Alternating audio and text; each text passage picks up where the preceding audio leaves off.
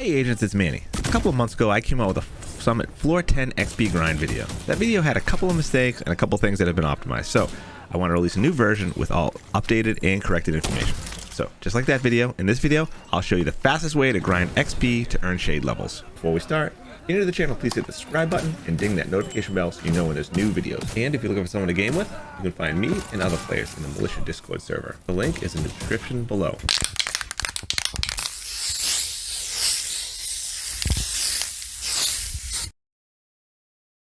Alright guys, let's go over the build. So this is where most of the differences are between last videos and this video. So I made a lot of changes from Enan's suggestions.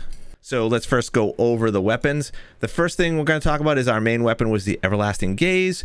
The reason we use this is because it's got perfect perpetuation. So headshots grant 50% status effect damage and duration to the next status effect you apply. Now, so I want to keep this in mind that you have to shoot first, then apply a status effect. So for example, if they're burning already, you shoot them again and try to burn them. You can't burn them until the first burn wears off. So you want to actually hit them first with this and then apply the burn, all right?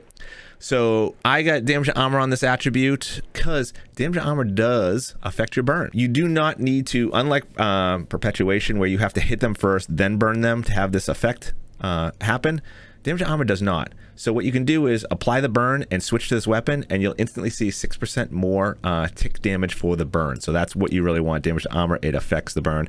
Damage to targets out of cover does not affect burn. All right, so damage to armor is what you want as your secondary because that of the burn.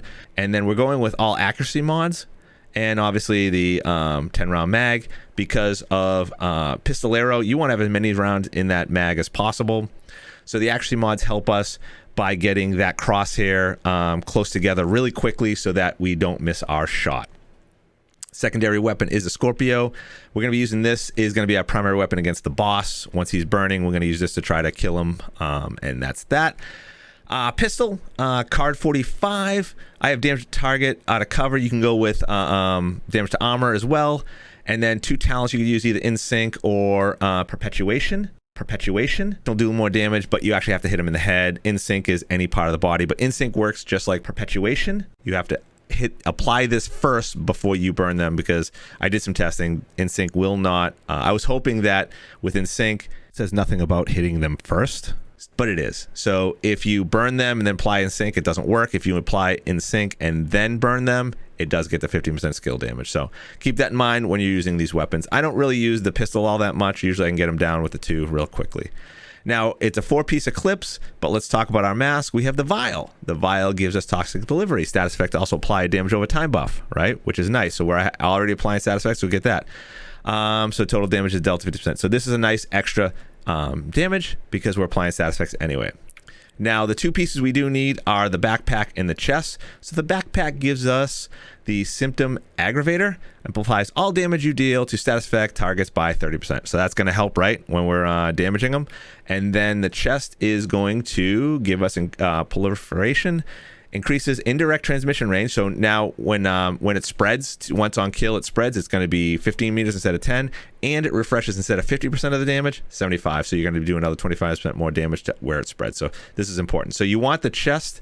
So you get the Vial Mask, you get the backpack, and you get the chest. Now the last three pieces, you got gloves, knees, and holster. Now you want a piece of Golem gear. It can be any one of these three, all right? The reason we want Golem is because it has 10% status effect. It rolls blue. It's an armor piece.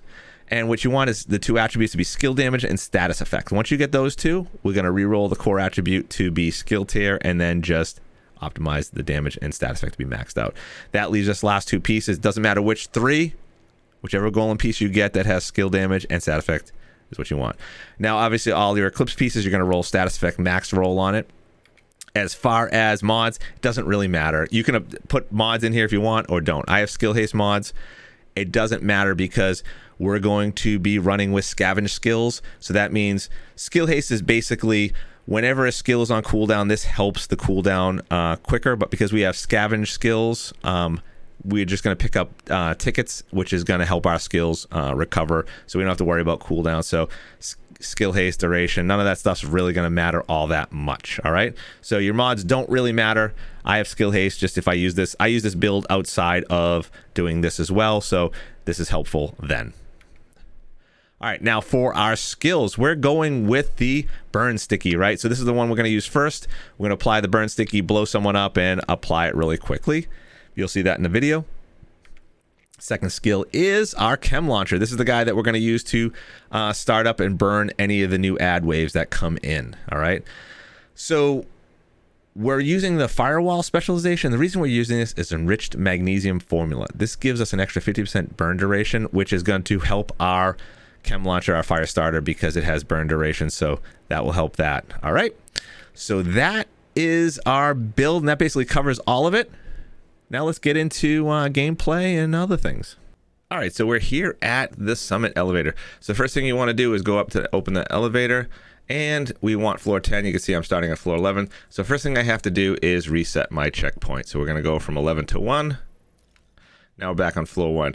Now, one of two things you can do here. One, hopefully you have a friend with a floor 10 checkpoint that you can actually use, or you just start on floor 1, work all your way up, and get your floor 10. However, you work on, if you're going from 1 to 10, I would put this on normal and remove all the directives.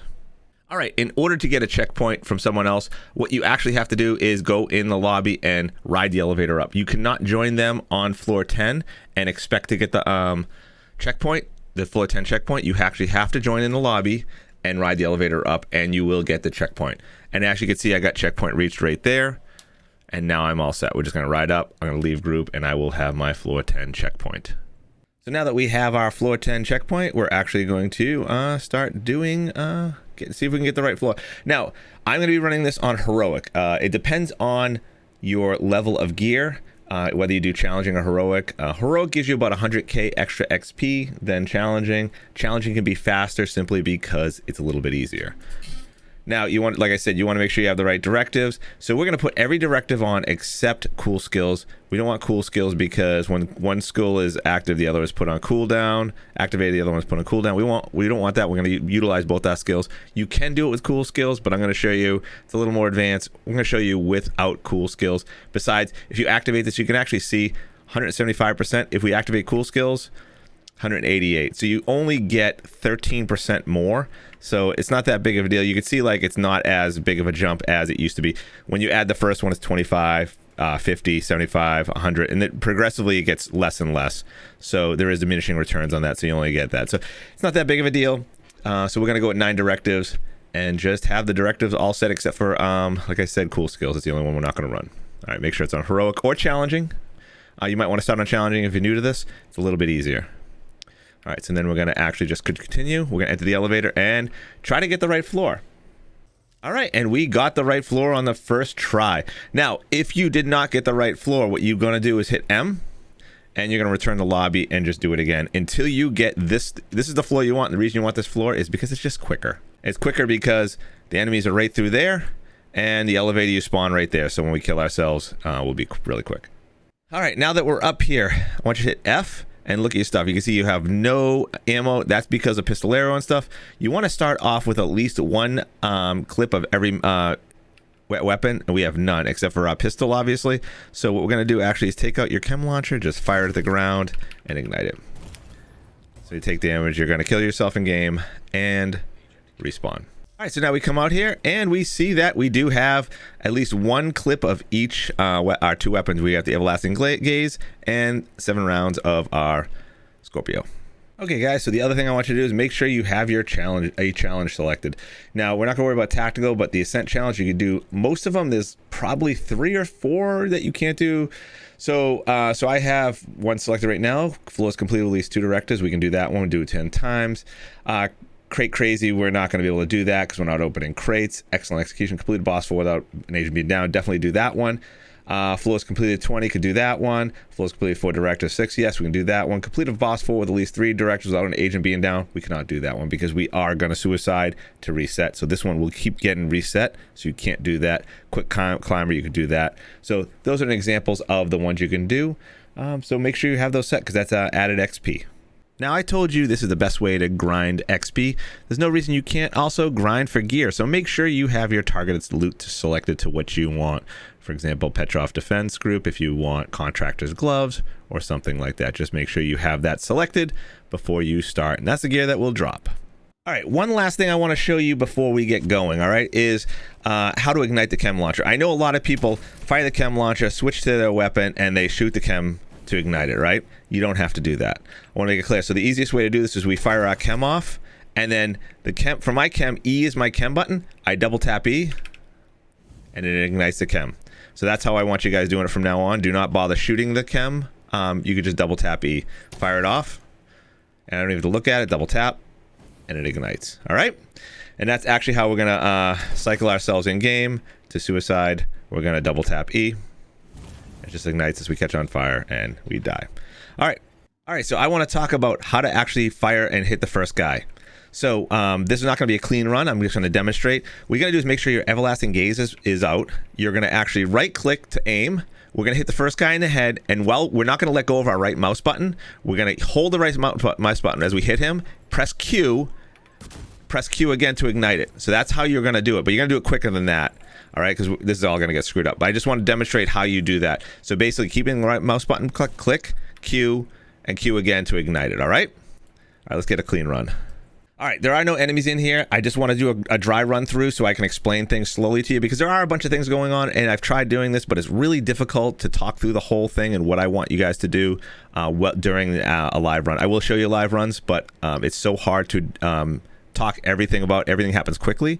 So as I demonstrated earlier, you're going to come in here, you're going to pop the first guy, you're going to hit him with the burn sticky, and then you're going to keep running up here. You're going to actually make sure that guy dies quick. You might want to hit him a few more rounds of the everlasting gaze. Once everyone is ignited, there's usually him plus maybe 3 or 4 other guys. Make sure everyone's ignited. If you see someone with armor bars, tap him a few times. As soon as you're down to 1 enemy, the boss and the next wave is going to spawn. All right, the boss is going to spawn. The enemies all the wave always spawns here. The boss will spawn whichever door your character is facing. Doesn't matter if my camera is facing this door. It's whatever your character is facing, not your camera. So whenever you do that, you want to come in here. You hitting this guy. You're gonna maybe tag a guys a couple times, and then you're gonna face this way. All right. What you're gonna want to do is actually get your chem launcher out there waiting. You can see it sitting right there. And as soon as that door opens, you're gonna double tap it. All right. Once you double tap it and he's burning, you're gonna switch to your Scorpio. You're gonna hit him in the head 7 times, as much as you can. It probably won't kill him because this is heroic. If you were challenged, you could probably kill him with the Scorpio. Then you switch back to your everlasting gaze, hit him one more time in the head when his shock is going to wear off, because you will shock him from the Scorpio, and then you whip out your chem and burn him again. The next wave will pop out as soon as there is no NPCs left, and then that's when you want to basically have one there for the next wave comes out. Usually there's only 2 waves. There's the boss wave plus 1 more wave. Sometimes there might be a third. Usually there isn't. Just be ready for it. Now, if you kill the boss and everyone that comes out this door, but there's still one guy running around, say you happen to get a yellow. I don't think you will, but if you got a yellow and he didn't die, you'll have to kill him first. Then the final wave will come out of the door. All right? I believe that is last things I want to tell you. Oh, a couple things. If you're in cover and I'm facing the door this way, this is not where my character's facing. My character's facing this way. So the boss is going to spawn out either this door or the door down there. All right. He's not going to come out this way. You want to make sure you're facing the door. We never want to be in cover. You can be behind cover like this, or even like this. If there's a couple enemies that haven't died yet and they're in the back there and they're, causing trouble, you can stay like right here and launch your sticky from here. I'm sorry, your chem from here. But you do not want to be in cover. This might be okay, but I wouldn't risk it. Just always face this door. You want the boss to come out this door. If the boss comes out this door, he burns with all the other guys. If he comes out another door and you mess up, that's fine. Burn these guys, then go hunt the boss down. All right? All right, let's do a clean run. All right, once the door is open, we run through. Everlasting gaze. I always want to say glaze. Everlasting gaze is out. Right click, hold, fire this guy, Q him, blow him up. Nice red guy, he's gonna die quick. There's 2 guys over here with armor bars. We're gonna hit this guy a couple times. Face the door. I don't have my sticky, my burnout, chem, launch, burn. Hopefully I got someone. I got them. The boss got away. We're gonna let these guys die quick. Burn the boss. I messed that up a bit, but that's okay. Boss is burning, that guy's burning, they're all burning. So now we're gonna, oh, good, you get the backpack if he has one. Hit him a few times. All right, we're going to set fire to him again because we didn't quite kill him. That will kill him now. Hit him with a few times the gaze. Chem out again. Get ready for the next phase. They come out, burn them. Now be ready. There could be a third. Most likely there will not be. Just in case there is. There we go. That's as easy as that. And I even messed it up a little bit. Let's do one more. See if we can get it clean. So as you can see, just suicide, in-game, respawn, run out, make sure everlasting gaze is out. Come in here, right click, headshot, Q. I missed. Oh, good example, I missed. We're gonna burn this guy anyway. Right? Let's see if we can recover from this. All right, everyone's burning. It still worked. Light him up. Everyone's on fire. Find the boss. Where is he? There he is. Hit him in the head a few times. He's gonna... There. Get ready when he stops burning. Oh, he caught fire again. He's gonna burn. Get the next wave out. Oh, someone's still alive back here. This is what I was talking about. Like, that guy had good armor bars. He's down. Sometimes they're a little tough to, like, especially when they run around. He's gonna go to ground though. See if we can get him. He's done. Next wave comes out. Get to cover. We don't have to worry about direction anymore. All right, he should burn. Hit him a couple times, help him out, and that's it. Once again, rinse and repeat. So 2 not so clean, but still pretty quick. Stuff like that happens sometimes. Rinse and repeat. So we're gonna run in. Everlasting gaze. Right click. Hit him in the head. Q. Ignite it. He's gone. All right. Snipers will die quick. Face the door. Chem. They're out. Burn them. Boss isn't gonna get burned. Let this guy die. Boss gets burnt there. Shoot his backpack. That'll actually explode and do some damage to him. Me too. Be careful you don't die. Alright, he's not burning anymore, so we're going to set him on fire one more time. Hit him a few times. Hopefully he dies. Chem out for the next guys. Burn them. They're down. That's it. Once again. That was a little cleaner, even though I took damage. Still usually pretty good. Alright. There you have it. Alright guys, so in this instance, we got a dog. If you're solo with the fire sticky, the burn sticky, and the chem launcher, I would just say suicide right away. Don't even bother. It's too difficult to actually take the dogs down. It takes too long. You can do it if you want, but involves using the flamethrower. Not worth your time. Just reset. Alright, so the last thing I want to talk about is when to pick up your gear. How long should you run this before you actually grab all your loot? So we found that when you get to about 15 caches, you want to kind of pick up after that point. Don't wait till 20 caches, because what happens is the gear will start actually disappearing. So you want to actually, when you hit about 15 is a good number. That's going to be probably about close to like 25 floors or so, 25 floors. You want to actually go ahead and start picking up your stuff. So I hope you enjoyed this video and found it helpful. If you did, please hit that like button below and leave a comment if you have any questions. If you'd like to see more content like this, then smash the subscribe button, and you can hit me up when I'm live over on Twitch at twitch.tv/Maniocrity, where I stream Friday, Saturday, and Sunday evening starting at 10 p.m. Eastern Standard Time, where I'd be happy to answer any questions live on stream. Until next time, agents, happy hunting.